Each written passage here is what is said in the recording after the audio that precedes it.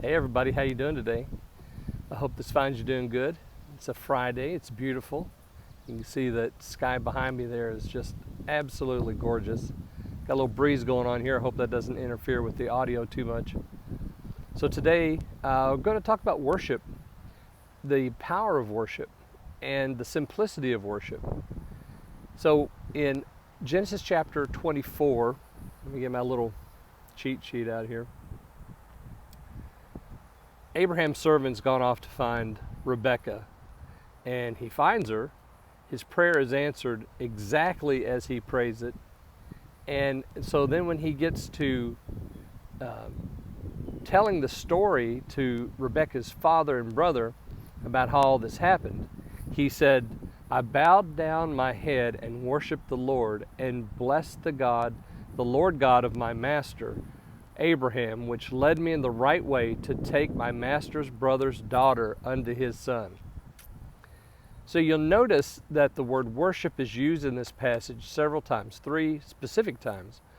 Once when he hears Rebekah use the exact words that he just prayed, that the Lord would put in the mouth of the young lady that he's supposed to take back.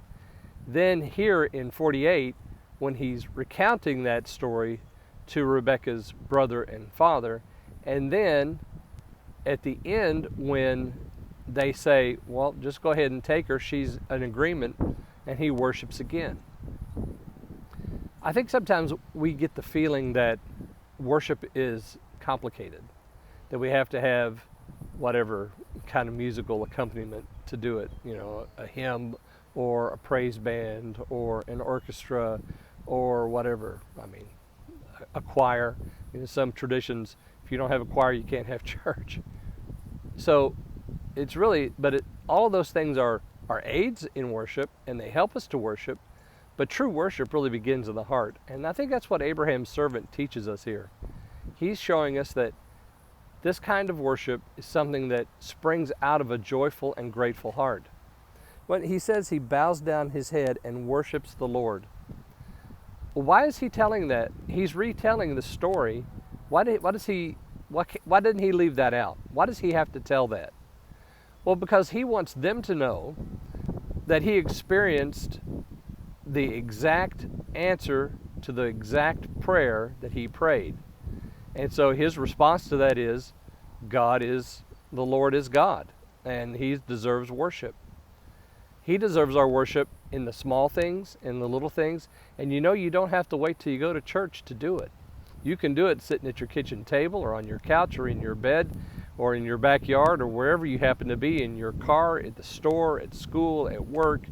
Worship can happen because it springs out of a grateful heart.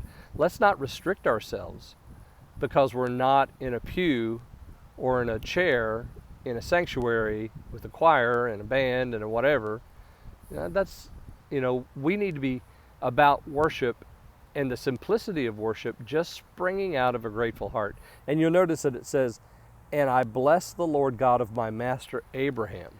He blesses him. So he's grateful for what Abraham has done, or what the Lord has done for him. And then he says, I blessed him.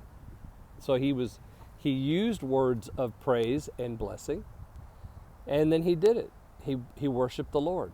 So he worships bowing down, and he worships by blessing and by recounting exactly what happened. Who, right there in 48, led me in the right way. Has he led you in the right way? Oh, if he has, friend, bow your head down and worship the Lord and bless him today. What a good day for that. And I'm certain that if you just meditate for just a few moments, you'll be reminded by the Spirit of God of something the Lord has done for you that you can bless him for. Take a few moments and worship the Lord in simplicity today. Love you guys. I'll see you soon. Bye.